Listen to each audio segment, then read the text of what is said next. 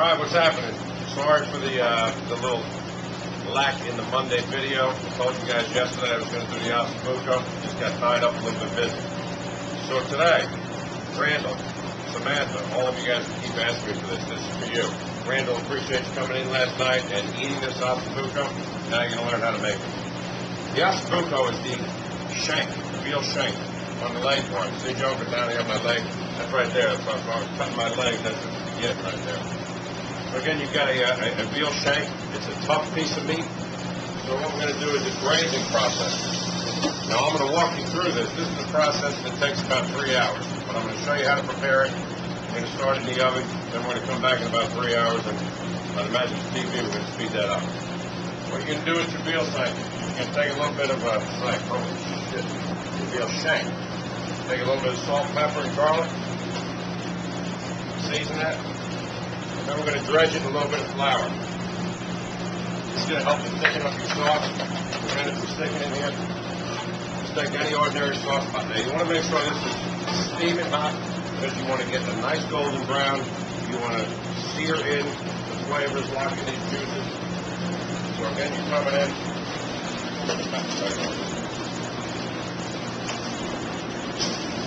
You see that doesn't take long. You just want to get that nice golden brown.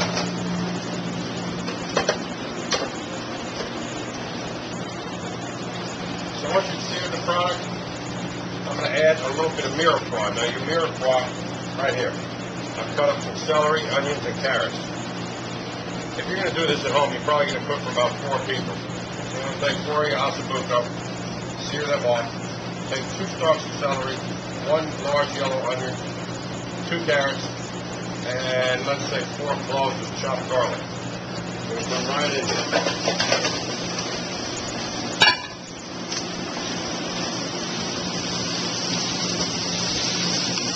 Alright, now this is how easy this is. Once you've gotten this here, brown up these vegetables a little bit, and then you're going to add, now measurements. I'm not a big fan of measurements. Alright, so you got to watch what I do, and then again, understand that every dish can be your own interpretation. So you're going to cover this with red wine.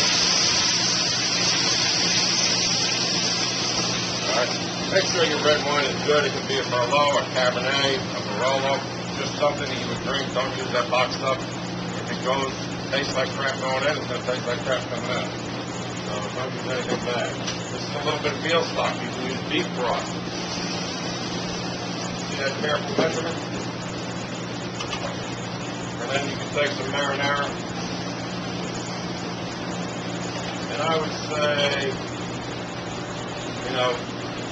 half of your red wine and then a quarter of the veal stock and a quarter of the marinara.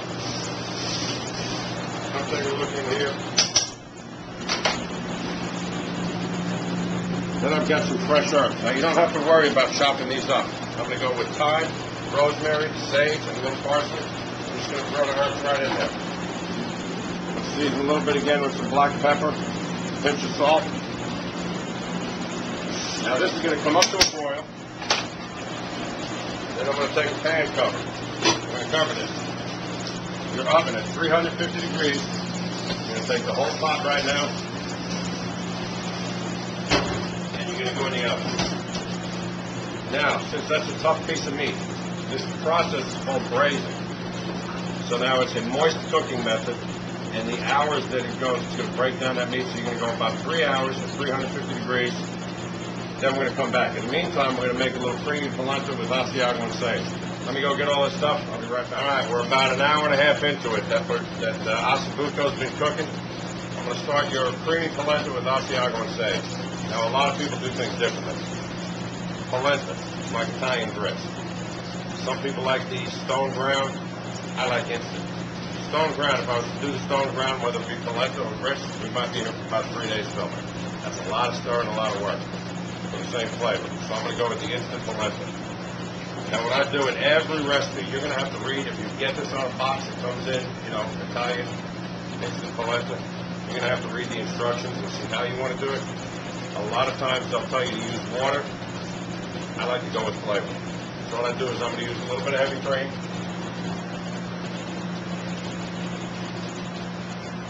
And And then we're going to use what makes food taste great. Butter. I'm going to season that a little bit. Salt, pepper, the other way around. A little bit of granulated garlic. And I'm going to bring this up to a boil. When I get it to a boil, we're going to start folding in the polenta. Let me check on that Osso Bucco. All right, here we go. Come over here. You see this? The cream is starting to boil. So here we're going to go with the polenta. Now, measurements. I don't know. You're going to have to read a book on measurements or look at your instructions. I kind of eyeball it. And what you're going to do as you're whisking this, and you feel your whisk start to fold, you can watch it starting to thick up in here. I made it a little bit thin because I'm going to add the cheese. I'm going to pull it off for a second. Now I've got some sage and thyme, fresh herbs I just chopped up and put in there. And then I have about a cup of Asiago cheese. Come in here. Now you can see, since I eyeball everything, I think that's a little bit thick right now. So I'm going to add a little bit more cream. So again, you don't want it too thick because this Osso Bucco, you got a lot of sauce on here. So this is about the consistency I'm looking for.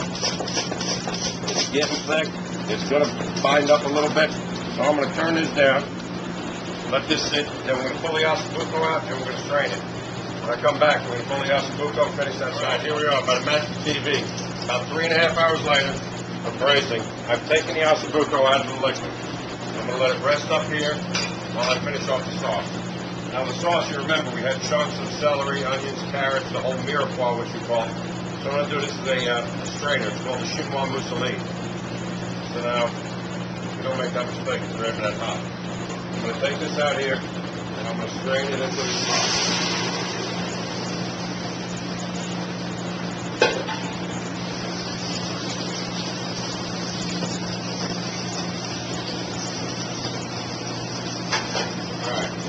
This is going to reduce all the way down. Now, as it reduces, it's going to get a little bit darker in color because of that feel, but you want to get it to a nice, almost a syrupy, thick consistency. It's really going to make for a rich dish. I'm going to let this reduce down. I'm going to finish off the polenta. We're going to bowl. When we come back, I'm going to plate this dish, and then you're going to get in here tonight and eat it. I'll see you in a couple of minutes. We're ready to finish this dish now. Now, you remember, we've made the creamy polenta with Asiago and cheese. Asiago and sage. This is not a diet meal. Alright? You're going to go heavy on your polenta in there. You're going to come over, take your finished Osso Bucco, come right on top. You can see in here the consistency that this sauce has gone down to. Now it's strained. You're going to ladle this sauce right over the top. Oh, that looks so good. All right, then what we're going to do is make a little bit of gremolata. All right, gremolata is zest of lemon, fresh parsley, a little bit of horseradish. It's a great garnish to go with this dish. We're going to put a little bit right over the top. I'm going to wipe down this plate. Does that not look delicious? Oh, here, this is like a commercial. Osso Bucco over creamy polenta with Asiago and sage. It's not any better anywhere. Come on tonight. I'll see you at Oak Steakhouse. Randall, this is for you. See you guys later.